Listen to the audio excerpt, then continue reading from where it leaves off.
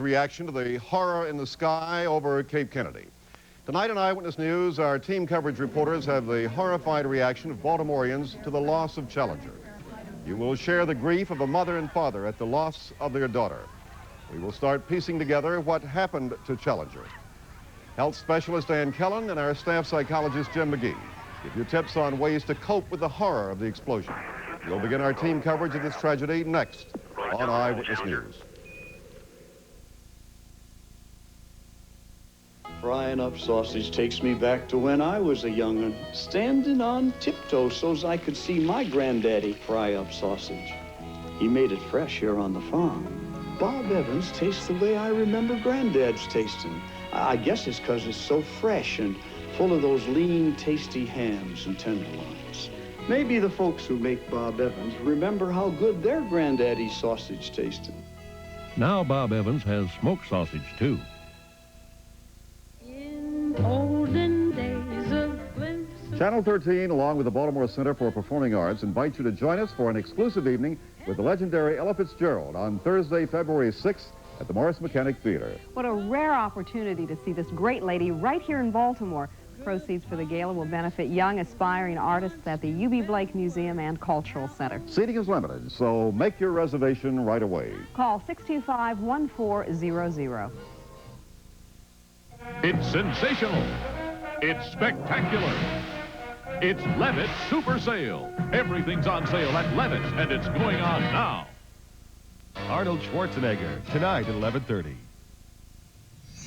And liftoff of the 25th Space Shuttle mission, and it has cleared the tower. 8th, 1986, a day none of us will ever forget. This is Eyewitness News. Good evening, everybody. I'm Jerry Turner. And I'm Al Sanders. The flight of Challenger was to have lasted 6 days. It lasted less than 2 minutes. When it blew apart about 18 miles from Cape Canaveral, it took all 7 astronauts with it. And when it began, it all seemed so normal. Engines throttling up, 3 engines now at 104%. Challenger, go at throttle up. Challenger, go at throttle up.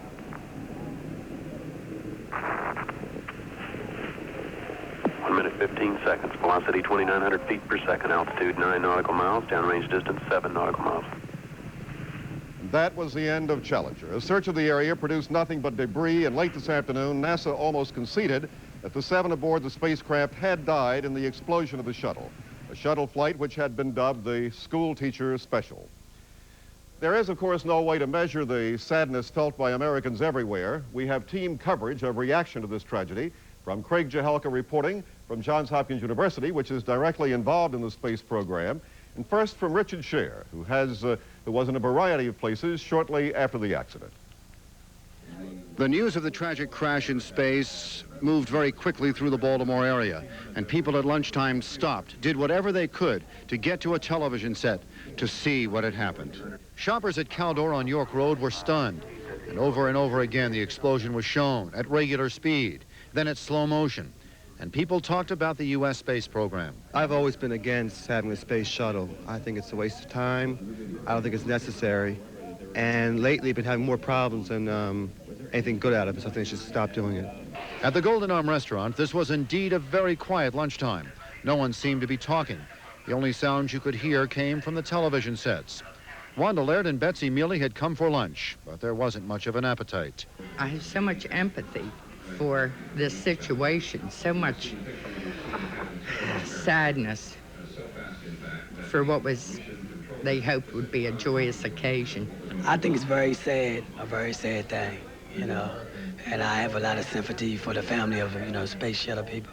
We've had catastrophes before, and I suppose we will again, but we'll have to go on. There is indeed a universal sadness. It's senseless that something like this has happened. No, I don't think they should stop the space program, but I do feel sorry for the people that are left, the families that are left. It's a horrible thing to see and happen. And young people like 10-year-old Megan Caldwell seem to feel this tragedy very deeply. I think it was terrible. I mean, especially for the first time that the one teacher went in to space. I don't think it should have happened.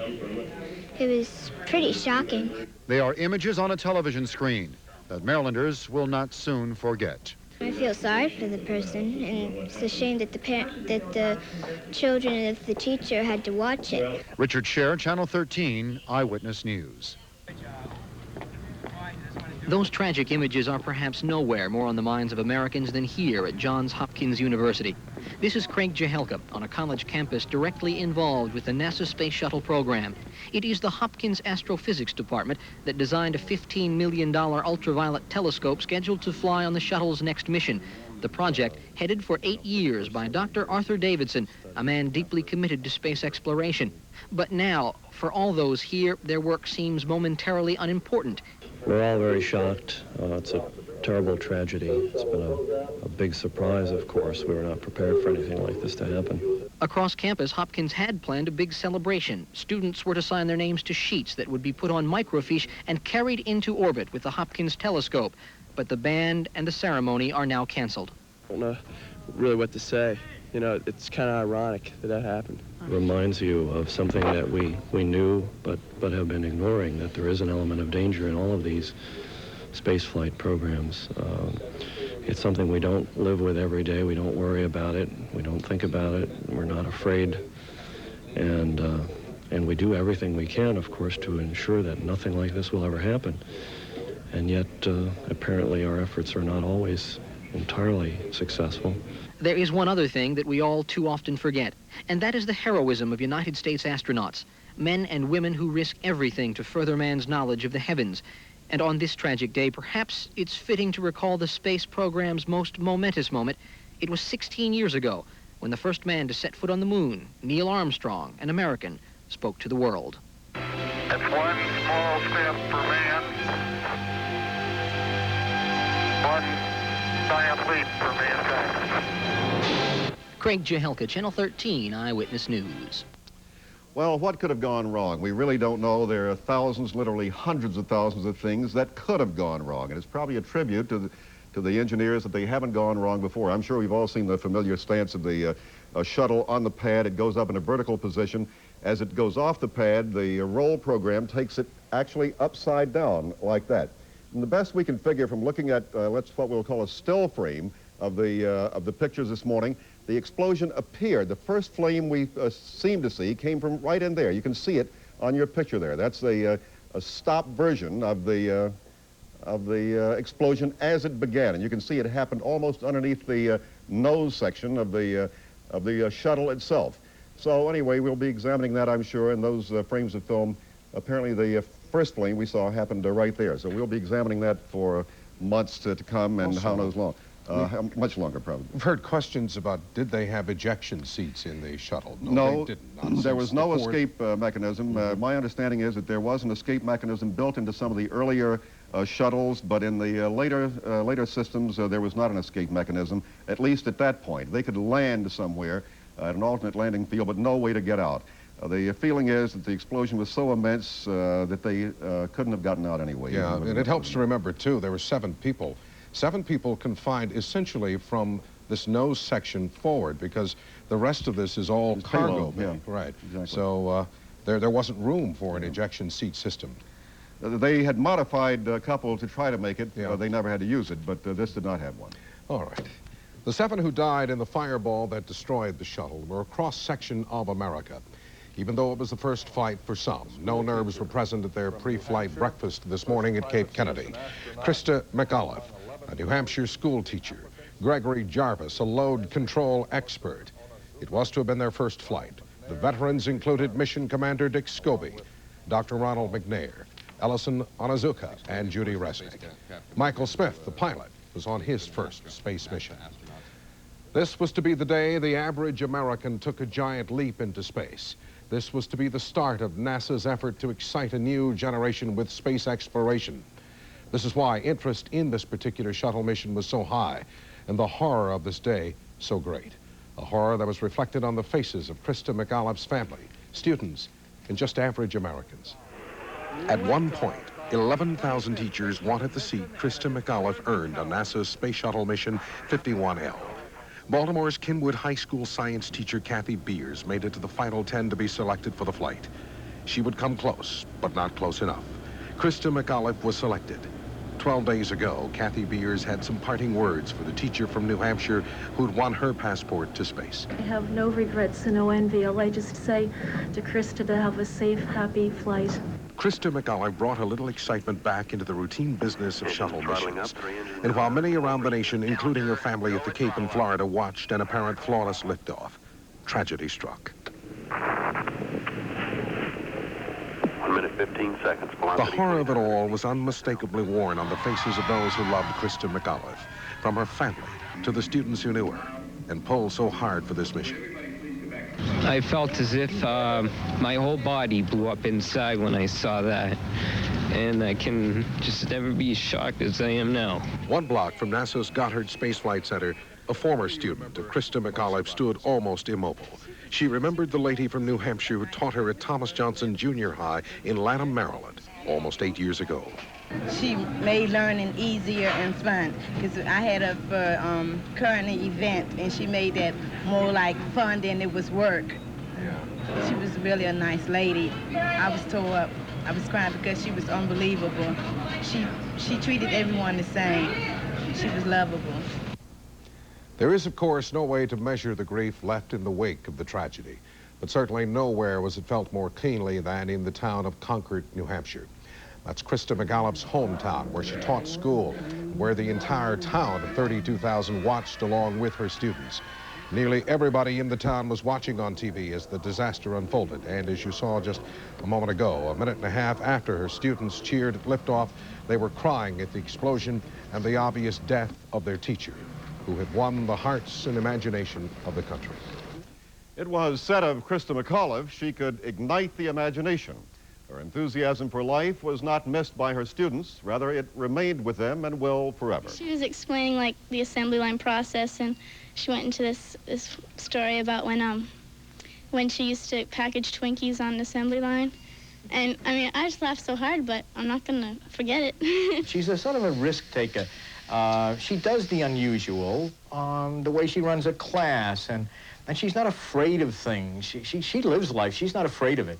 Christa McAuliffe infused people with enthusiasm. Her husband considered the family the lucky ones. When the national contest for the teacher in space was announced, naturally, she jumped at the opportunity. Well, it was a challenge, and it was something that I always ask my students, you know, to go and seek whatever they feel they can do and reach a little higher. The whole process was kind of exciting for me because I knew that there would be people from each state who would be coming together, and I thought, what a wonderful opportunity to talk with all these educators and exchange ideas, and that was really fun. And that's basically why I decided to send in that application. Christa McAuliffe's application was one of 11,000, but she made it to the final 10 and went with the 9 other teachers to undergo rigorous testing by NASA. Then the magic selection happened for her. And the winner, the teacher who will be going into space, Christa McAuliffe. Is that you? The vice president's momentary confusion was not a mistake made too often afterwards. McAuliffe became something of a celebrity after the selection, her name a household name. She began intensive preparation for her assignment. There was always the enthusiasm. And then mission number 25. Everything looked promising. The nation looked forward to the teacher in space flight. I've made 9 wonderful friends over the last 2 weeks. And when that shuttle goes, there might be 1 body. But there's going to be 10 souls that I'm taking with me. And our team coverage of the tragedy of Challenger will continue on Eyewitness News in a moment.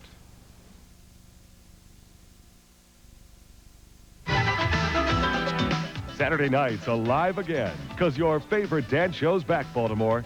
Channel 13 Shakedown.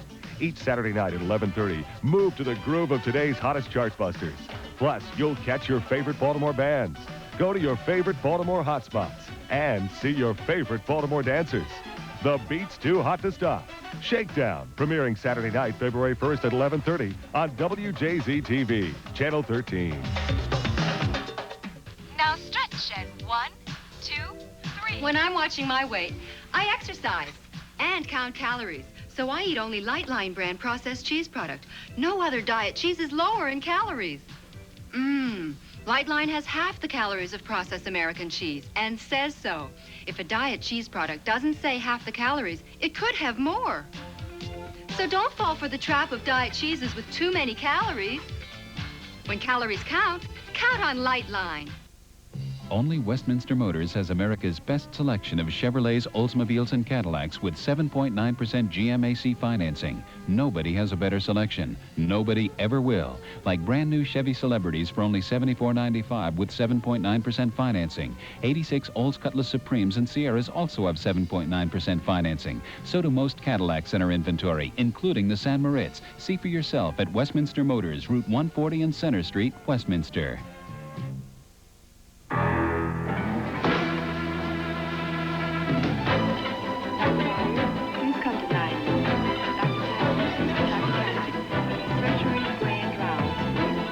When you have call waiting, really important calls will always get through. I tell you that. Esther, hold on. I have another call waiting. Hello? Hello, Mom. It's a boy. Get call waiting. Call C&P Telephone at 1-800-638-6363. This was to have been the night of President Reagan's State of the Union address. In light of today's tragedy, he postponed it and instead spoke to the American people about the Space Shuttle disaster. The crew of the Space Shuttle Challenger honored us for the manner in which they lived their lives. We will never forget them, nor the last time we saw them, this morning, as they prepared for their journey and waved goodbye and slipped the surly bonds of Earth to touch the face of God. Earlier this afternoon, Vice President Bush boarded Air Force Two for the Kennedy Space Center in Florida, where he's consoling the relatives of the 7 Challenger astronauts. Tonight, condolences continue to flood into the U.S. from around the world. From Great Britain, the Queen sent word of her sorrows. Even the Soviet Union issued a statement expressing sorrow over today's shuttle explosion. And reaction came quickly from Capitol Hill. I was down on Saturday and for the launch on Sunday morning, and they were criticized on Sunday for being overly careful. Safety has always been foremost in their minds.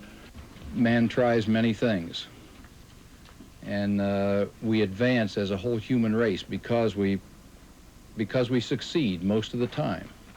We make advances, whether it's in space or engineering or health or medical things.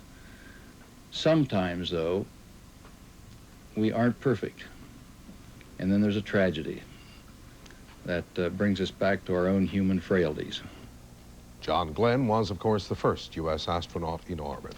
Today's tragedy does not, of course, mark the first time astronauts have died in the conquest of space. In 1967, the 3 astronauts of the first Apollo mission were killed by fire during practice for their flight. They were Gus Grissom, Ed White, and Roger Chaffee. Grissom, one of the original Mercury astronauts, once said, "If we die, we want people to accept it. The conquest of space is worth the risk of life." One note of irony, the accident that killed Grissom and his fellow crewmen happened 19 years ago yesterday. The reaction today to the explosion of the space shuttle will probably linger as a memory for many of us. Ann Killen is with us tonight to discuss the way we remember and how to deal with the tragedy. Well, I think it's a shock and a surprise because it was totally unexpected as an event. We had seen 24 successful space shuttle missions, so when this explosion happened, we as individuals and as a country reacted. We spoke today to staff psychologist Dr. Jim McGee. As individuals go into shock, and the entire nation to some extent. I was in the newsroom watching this live, and we were gathered around the set, and as soon as the event occurred, as soon as the explosion occurred, people were absolutely horrified. We're sitting here watching it. It's like, this just cannot happen.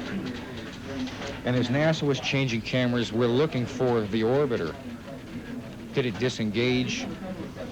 Are they going to come back? Are they going to try and go to Rota, Spain? And it's disbelief as every second goes on that there's nothing there, that it just vaporized. It didn't happen, or don't make it happen. Let it not be true. Let it not be true. That's a reaction that people have. I think the first thing to do is you try to deny that something bad happened. The shock of actually seeing it happen. That's what's going to stick in my memory. I wish I hadn't seen it. Oh, I think people will always remember this I think they'll remember this for a long time. Seeing a tragedy like this, you will remember. According to Dr. McGee, it's called flashbulb memory. You'll remember where you were, what you were doing when the tragedy occurred. And it's likely that people will never forget this, just as those of us who lived through the Kennedy assassination or the assassination of Martin Luther King will never forget those events. People who witness this will never forget it. Both children and adults will remember. That's why it's important to discuss this with your children. It's an opportunity to talk to children about risk-taking, about brave people, about courage. And it's that pioneer spirit that will keep the space program going despite this tragedy. If that had happened to the crew before this crew, deep down inside, do you think they'd have said we're not going? And Dr. McGee says it is something we won't forget, but we will eventually put it in proper perspective after the shock wears off. Al? Thank you, Ann. And of course, today's events not only reached but touched Michael Olesker as well. And Michael joins us right now with some of his thoughts in tonight's commentary. Al, it feels like a death in the family. Only it's 7 and we're all kind of the extended family. A nation becomes a community tonight, a community united in grief. In Baltimore, we remember how close Kathy Beers, the Kenwood High School teacher, came to making this doomed flight. And we think of the teacher who did go, Christa McAuliffe, and we feel a special tug at our hearts. She was different from all of the others. She was an amateur, like the rest of us. We could watch her and think of ourselves in her place. And because she was a school teacher, we think of all those children watching the sky this morning and seeing the disaster. By now, most of us have seen the explosion repeatedly on television tapes, and yet it holds us. We watch it again and again, as though hoping it will somehow turn out differently if we watch carefully enough, that the passengers will somehow have escaped. We know better, of course. We're shocked not only because of the explosion, but because so much of America's space program has gone so brilliantly well for so long. Do we scratch the program now? Of course not. This is, as John Kennedy said, the new frontier. Not everyone survives along the way. And so we grieve and we pull ourselves together as a community and we vow to move on to better days. And we try not to forget those who have paid the price along the way. I'm Michael Olesker. Thank you, Michael. So to sum up what has happened now, the Shuttle Challenger exploded shortly after liftoff this morning. NASA says it doesn't know what happened, but the investigation is underway. Both President Reagan and key congressional leaders indicate the space program will go forward, even as Baltimore and the rest of the nation mourn the loss of the 7 astronauts. And 2 program notes. Tonight at 7:30 on Channel 13, WJZ will air a special edition of People Are Talking, devoted to the shuttle story. You'll be able to talk by telephone with various space experts and get your own questions answered. And tonight, after the night team, Channel 13 will carry live a special edition of Nightline. That's at 11:30 tonight.